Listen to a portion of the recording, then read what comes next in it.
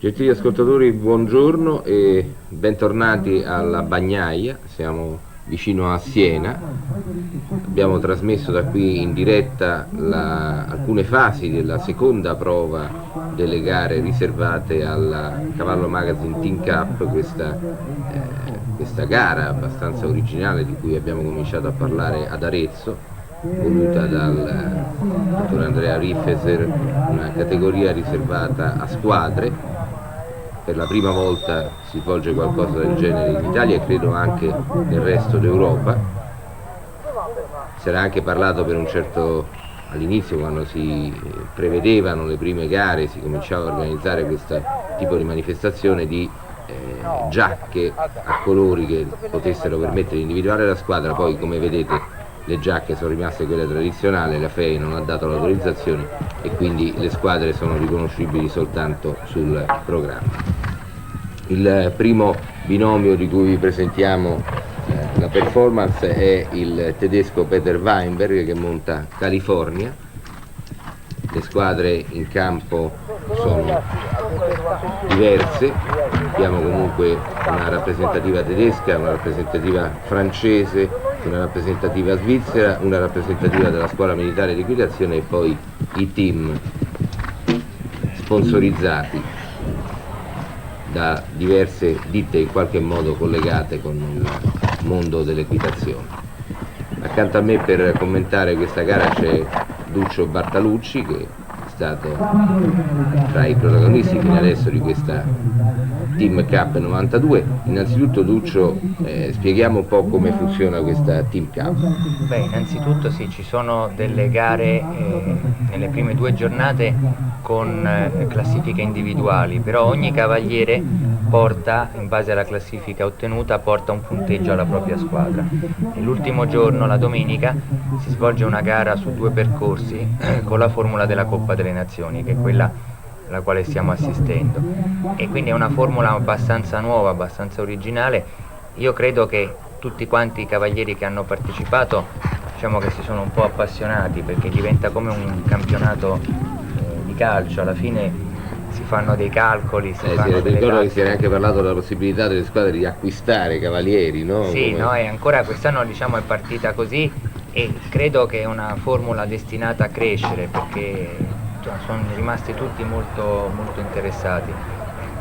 Intanto vedete inquadrato il sottotenente Francesco Guarducci della Scuola Militare di Equitazione, che monta Summer Games.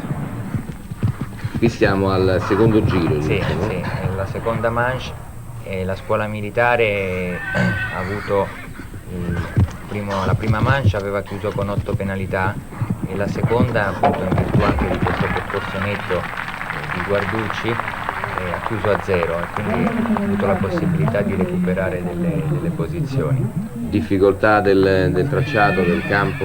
La difficoltà del tracciato è un classico percorso di Mastronardi in cui le altezze sono realmente rispettate, ci sono delle difficoltà tecniche, c'è una doppia gabbia abbastanza difficile. E qui vedete intanto inquadrato proprio Sì. Duccio Bartalucci, con cui stiamo parlando, su biathlon.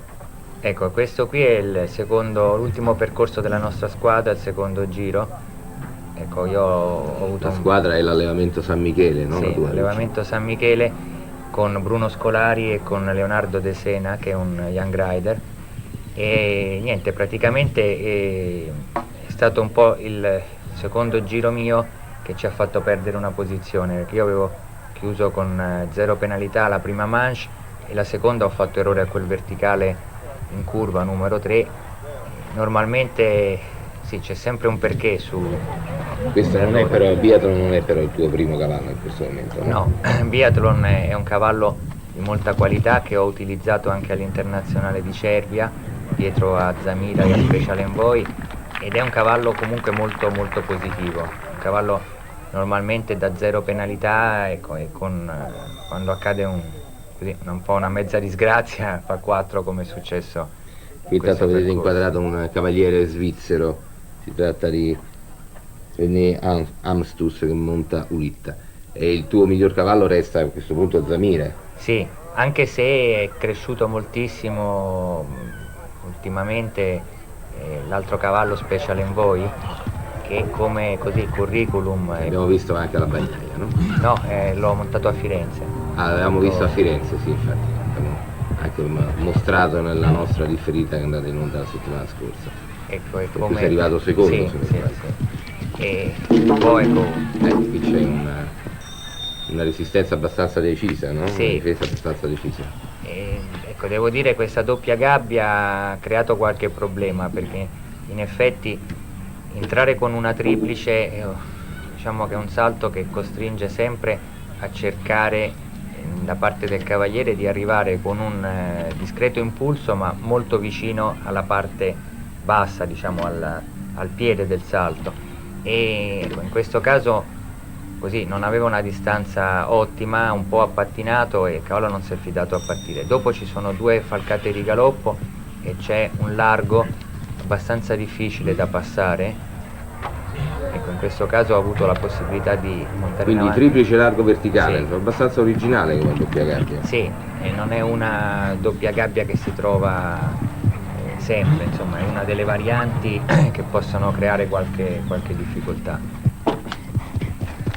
Poi ecco, c'è questa gabbia di dritti e con una distanza che consente 2 possibilità, un oxer finale, cioè ho la possibilità di continuare in avanti e scegliere 4 falcate di galoppo, che sono 20 metri, oppure di richiamare il cavallo e mettere 5 tempi. Per fare 5 tempi.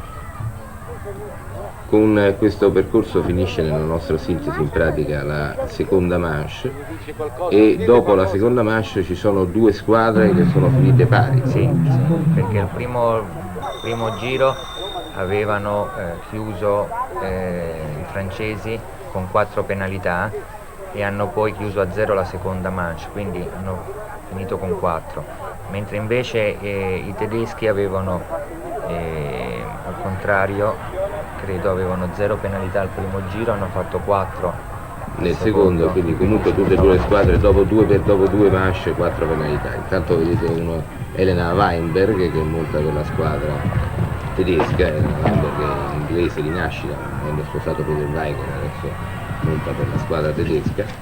Elena Weinberg che monta a Lamborghini, 0 penalità nella prima manche, e adesso, come dicevamo, 0 penalità anche nella seconda. Adesso siamo al barrage.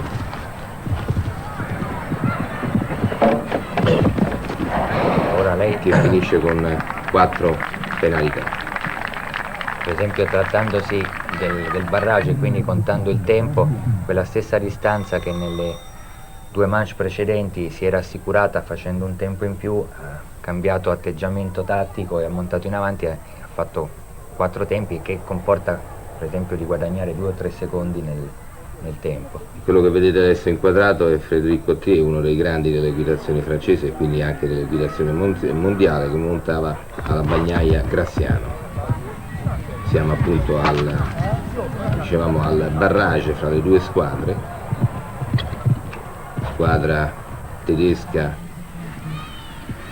Renault Vaiti France, squadra francese Renault Vaiti France e squadra tedesca.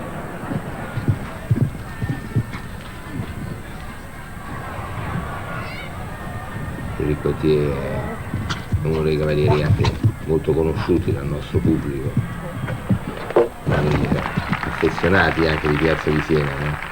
Lucio finisce è stato vincitore più di una volta, credo 3 volte, del Gran Premio Roma con Flambeau. Finisce con 0 penalità il barrage, 4 quindi nella prima manche, 0 nella seconda e 0 al barrage. Adesso c'è il secondo cavaliere per la Germania. Di nuovo Peter Weinberg su California.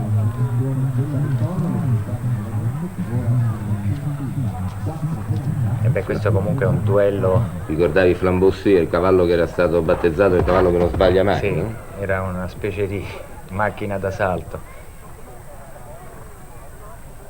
E qui è una sfida classica, no? Nei concorsi internazionali tra tedeschi e francesi, no? 2 differenti scuole, 2 differenti modi di montare, ma comunque entrambe estremamente estremamente efficaci e competitive. Una volta la differenza era notevolissima tra i francesi e i tedeschi nel montare, adesso tutto sommato tutti si stanno un po' orientando verso la scuola italiana poi alla fine, no?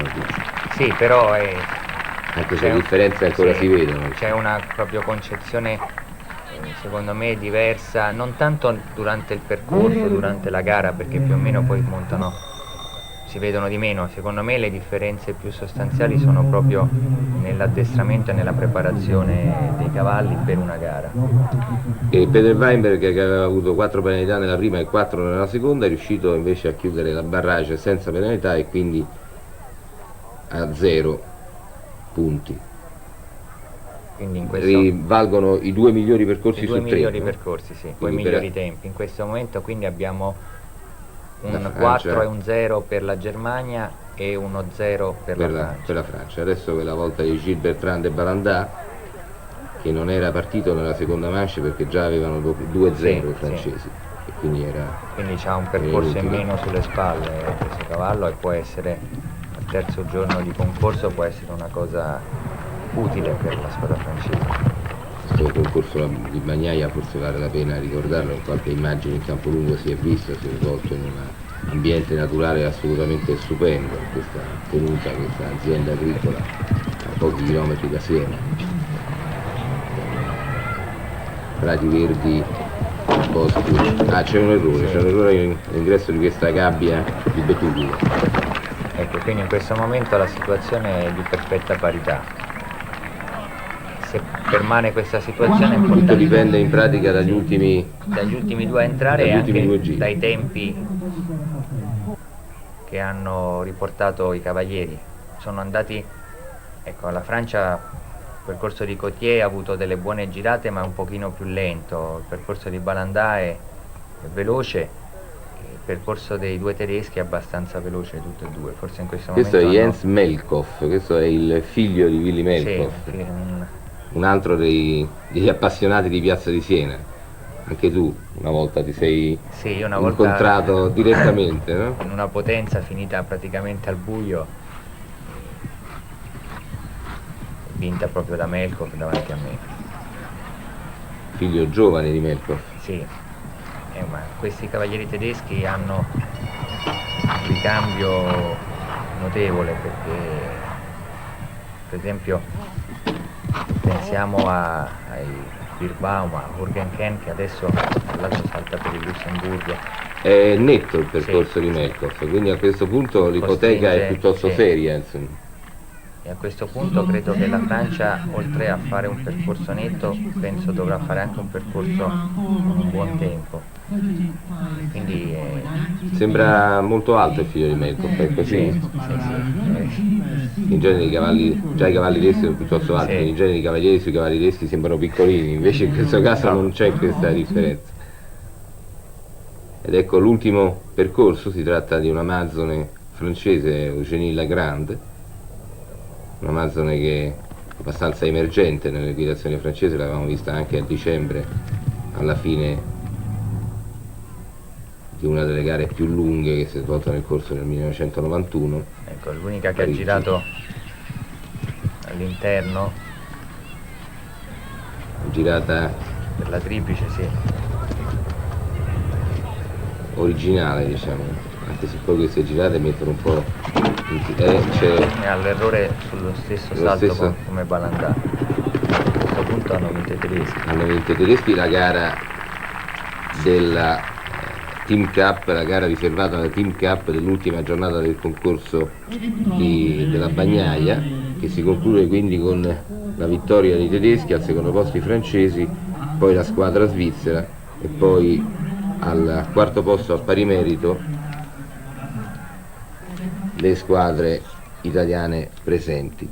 Però c'è una classifica conclusiva dopo il concorso della Bagnaia e quindi dopo 6 gare, se non vado errato, no? 3 ad Arezzo e 3 alla Bagnaia, della Team Cup, che vede al primo posto la squadra francese della Renault Vaiti, al secondo posto la Equiline di Giuseppe Corno, Stefano Nogara, Antonio Piovane e Enrico Maria Frana, e poi la vostra squadra, l'Allenamento San Michele, con Duccio Bartolucci, Bruno Scolari e Leonardo Lesena. Prossimo appuntamento, Duccio, per la Team Cup?